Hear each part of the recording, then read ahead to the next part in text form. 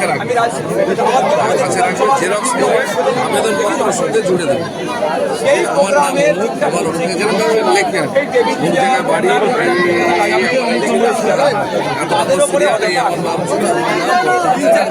দিচ্ছে না, আমি যাতে আমি অসহায় ব্যক্তি ব্যবস্থা গ্রহণ এইভাবে লিখে ভিডিওর একটা সমাজের কাছে নিয়ে জমা দিতে হবে। দুই একদিন পরে ওই কপি নিয়ে গিয়ে দেখা করবেন, স্যার আপনার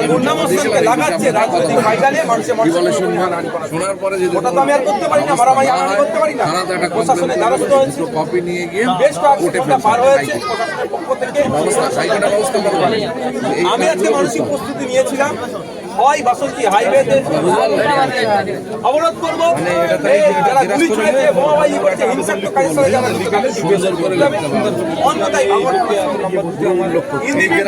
আমাদের জেলা নেতৃত্ব প্রশাসনের যোগাযোগ হয়েছে যে কিছু সময় চেয়েছে, তারা এটাকে তদন্ত করুক। তারা আমরা বলছি তো তদন্ত করে সঠিক লোককে গ্রেপ্তার করুক। যে ভুলবার লোকের নামে আমরা অভিযোগও করিনি, এই টাইমে এই সময় গ্রেপ্তার করুক ওটাও আমরা চাই না। নাম্বার থেকে মেসেজ সময় চেয়েছে, তদন্ত করছে, তাদেরকে ব্যবস্থা গ্রহণ করবে। যতদিন ব্যবস্থা গ্রহণ করলে ভালো। প্রশাসন যদি ফেল হয়, আমাদেরকে গণতন্ত্রকে রক্ষা করার জন্য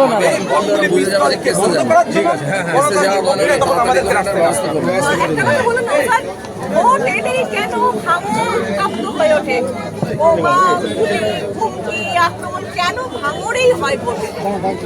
প্রশাসন চাই, সরকার চাই, সরকার চাই ওই জন্য হয়, নাহলে প্রশাসন চাইলে এটা আটকাতে পারে। কিন্তু দুর্ভাগ্য যারা এই হিংসাগুলো করছে সব করে তৃণমূলের লোক। প্রশাসনের নির্দেশ নয় যে তৃণমূলের হোক আর যাই হোক নিরপেক্ষতার সাথে কাজ করো, বিরোধীকে আটকানোর জন্য শুধু এদেরকে রেখে দেওয়া হয়েছে।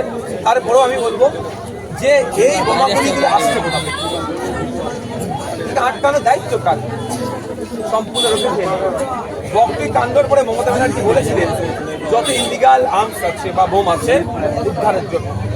কয়েক বছর পার হয়ে গেল, এখনো দেখুন এই ধরনের ইলিগাল আর্মস, তারপরে এক্সপ্লোজিভ ব্যবহার হচ্ছে কীভাবে। রাজ্য প্রশাসন সম্পূর্ণরূপে ব্যর্থ, আর এই ব্যর্থতার দায় রাজ্যের মুখ্যমন্ত্রীকে নিতে হবে।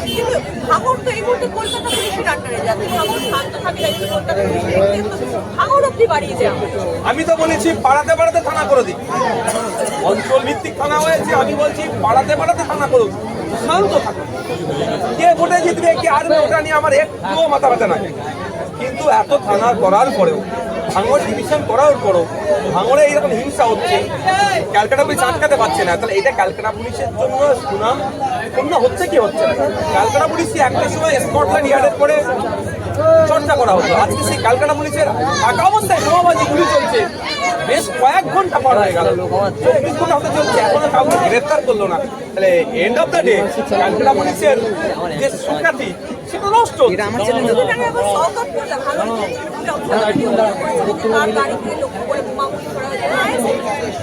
থানা থেকে 400 মিটার দূরে উনি বলেছেন, সেটা কোনো প্রশ্ন।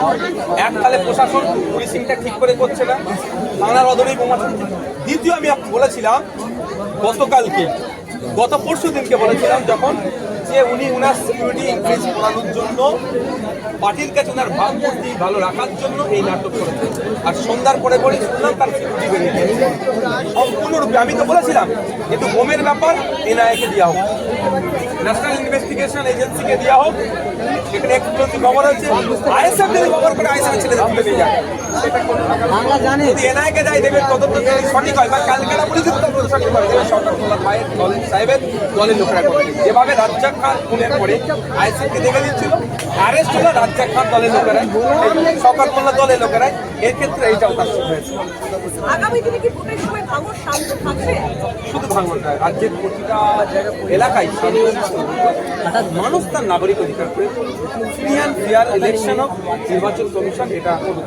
যেমন স্বচ্ছ ভোটাধিক তৈরির নাম করে যেভাবে সকলের মানে একটা হেভি অংশের মানুষকে লাইনে দাঁড় করালেন শুধু স্বচ্ছ ভোটার লিস্ট তৈরি হবে বলে, আমরাও কষ্ট হলেও লাইনে দাঁড়ালাম স্বচ্ছ ভোটার লিস্ট হবে বলে।